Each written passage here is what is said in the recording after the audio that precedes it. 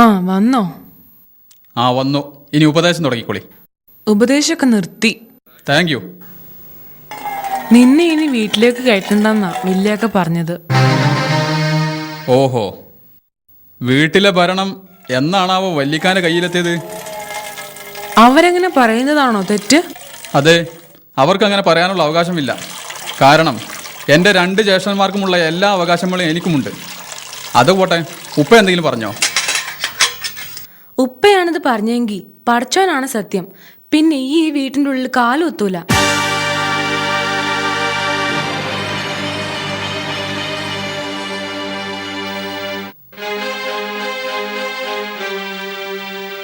എന്നെ ആർക്കും വേണ്ട. വീട്ടിലും നാട്ടിലും ഞാനൊരു താന്തോന്നി. അറിഞ്ഞുകൊണ്ടൊരു തെറ്റും ഞാനത് ചെയ്തിട്ടില്ല. എന്നിട്ടും ഉപ്പ എന്നെ തള്ളി പറഞ്ഞോട്ടെ, ഞാൻ ക്ഷമിക്കും. ഇക്കാക്കമാരെന്നെ തല്ലി ചതച്ചോട്ടെ, ഞാൻ സഹിക്കും. പക്ഷേ ഒരു ഉമ്മ സ്വന്തം മക്കളെ തള്ളി പറയുന്നത് ലോകത്തിൽ ഒരു മകനും സഹിക്കൂല. എൻ്റെ ഈ അനുഭവം ലോകത്തിൽ മറ്റാർക്കും ഉണ്ടാവരുതേ. ബെസ്റ്റ്. നിങ്ങളുടെ മുമ്പിൽ മമ്മൂട്ടി ഒന്നുമല്ല. അഭിനയത്തിനുള്ള ഈ വർഷത്തെ ദേശീയ അവാർഡിന് സാധ്യത കാണുന്നുണ്ട്.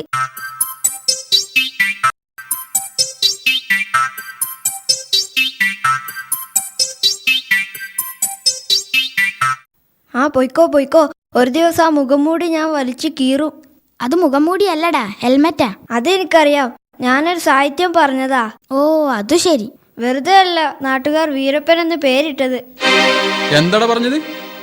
ഒരു നെയ്യപ്പം നിന്നാൻ ആഗ്രഹമുണ്ടെന്ന് പറഞ്ഞതാണേ. ടാടാടാ, അധികം വിളച്ചിലെടുക്കല്ലേ. ജ്യേഷ്ഠന്റെ മോനാണെന്ന് ഞാൻ നോക്കില്ല. ചാവിട്ടി നിന്റെ നാട്ടിൽ ഞാൻ ഓടിക്കും. എടാ, സംഗതി സീരിയസ് ആയി മാറുന്നുണ്ട്. നമുക്ക് സ്ഥലം വിടാം. You are correct.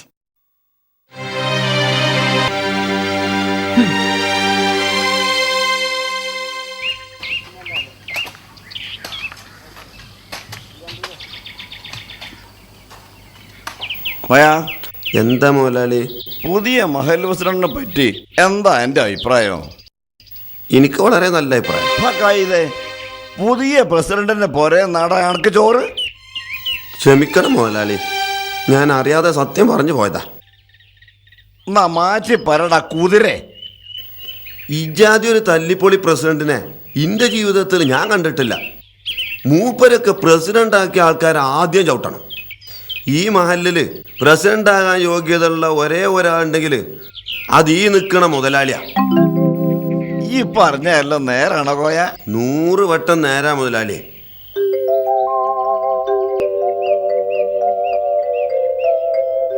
പിന്നെ എന്തേ ഇന്നാരും പ്രസിഡന്റ് ആക്കാഞ്ഞത്? അത് കമ്മിറ്റിക്കാർക്ക് വിവരമില്ലാത്തോണ്ട്. ഈ ഒരു കൊല്ലം കഴിഞ്ഞോട്ടെ, അടുത്ത കൊല്ലം മുതൽ മരിക്കണത് വരെ മുതലാളിയായിരിക്കും മഹല്ല് പ്രസിഡന്റ്. അതിനുള്ള കരുക്കള് ഈ കോയ നീക്കും. ഉറപ്പാണോ കോയ? 100 വട്ടം ഉറപ്പ്.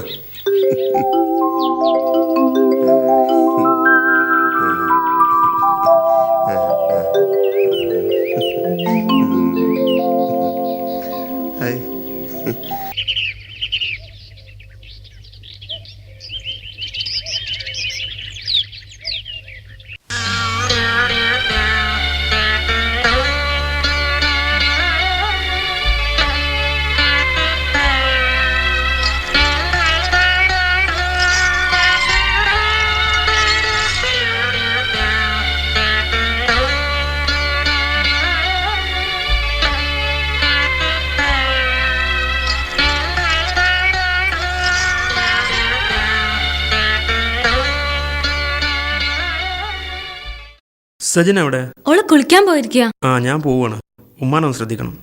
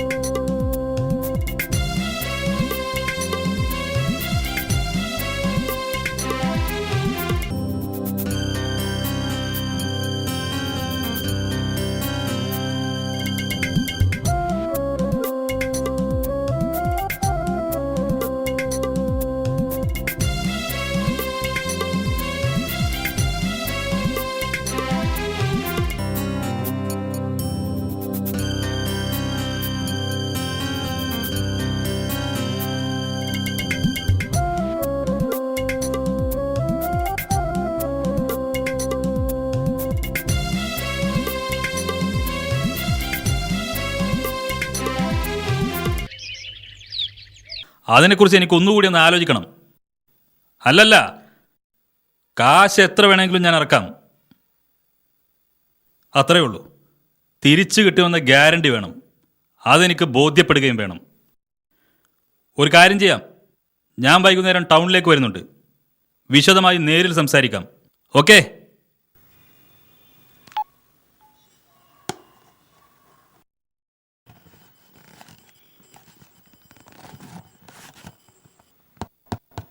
അപ്പം ഞാൻ പറഞ്ഞു വന്നത്,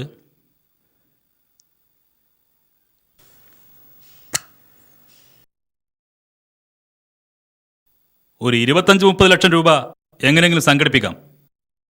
നിങ്ങൾ പറഞ്ഞ പ്രൊജക്റ്റ് അനുസരിച്ച് അത്രയും കൂടി സംഖ്യ ഞാൻ പലിശക്ക് എടുക്കേണ്ടി വരും. അതുകൊണ്ട് ഞാൻ ഒന്നുകൂടി ആലോചിക്കട്ടെ. അങ്ങനെയാണെങ്കിൽ നമുക്കൊരു പാർട്ട്ണറെ കൂട്ടാം. 30 ലക്ഷത്തിന് ഷെയർ അയാളും എടുക്കട്ടെ. അതിലെനിക്ക് താല്പര്യമില്ല. എൻ്റെ ബിസിനസ്സിൽ ഒരു മുതലാളി മതി. അത് ഞാനായിരിക്കണം. എന്നാലും ഒറ്റ വഴിയേ ഉള്ളൂ, നമുക്ക് ലോൺ എടുക്കാം. ബാങ്ക് ലോൺ തൽക്കാലം സാധ്യമല്ല. ജ്വല്ലറി തുടങ്ങാൻ 3 ബാങ്കിൽ നിന്നുമായി രൂപ 28 ലക്ഷമാണ് ലോൺ എടുത്തത്. അല്ല, തിരിച്ചെടുക്കാൻ സമയമുണ്ട്. എന്നാ പിന്നെ കറിയാച്ചൻ്റെയോ ജനാർദ്ദനേട്ടൻ്റെയോ അടുത്തൊന്ന് വട്ടിക്കെടുക്കാം. ബ്ലേഡ് അല്ലേ? എന്നിട്ട് വേണം ശ്രീധരൻ ചെയ്തതുപോലെ മക്കൾക്ക് വിഷവും എനിക്കും ഭാര്യയ്ക്കും കയറും വാങ്ങാൻ. നമ്മൾക്കങ്ങനെ ഒരു ബുദ്ധിമുട്ടും വരില്ല. കാരണം എറണാകുളം സിറ്റിയിൽ നമ്മുടെ ടെക്സ്റ്റൈൽസിനേക്കാൾ വലിയൊരു ടെക്സ്റ്റൈൽസ് മറ്റൊന്നും ഉണ്ടാവില്ല. മാസാമാസം പുത്തൻ ഡ്രസ്സ് വാങ്ങുന്ന ചെത്ത് പിള്ളേരാണ് എറണാകുളത്തുള്ളത്. പുതിയ ഫാഷൻ ഇറക്കി തോന്നിയ വിലയിട്ടാലും വാങ്ങാൻ കൊച്ചമ്മമാരും കോളേജ് പിള്ളേരും വരും. 2 വർഷം കൊണ്ട് വട്ടിക്കാരൻ കറിയാച്ചൻ്റെ മുതലും പലിശയും തിരിച്ചടക്കാം. അത് നിങ്ങളുടെ ബിസിനസ് സാമ്രാജ്യം കെട്ടിപ്പടുക്കുന്നതിൻ്റെ തുടക്കമായിരിക്കും. പിന്നീട് കേരളത്തിലും പുറത്തും ഗൾഫിലും ടെക്സ്റ്റൈൽസും ജ്വല്ലറികളും. Jalal trading group private limited. ഞാൻ ഏതായാലും ആദ്യം സ്ഥലം ഒന്ന് കാണട്ടെ. ബാക്കി കാര്യങ്ങൾ അതിന് ശേഷം പറയാം. ശരി, ഞങ്ങൾ ഇറങ്ങട്ടെ. ശരി, വരട്ടെ. ഓക്കെ. ശരി.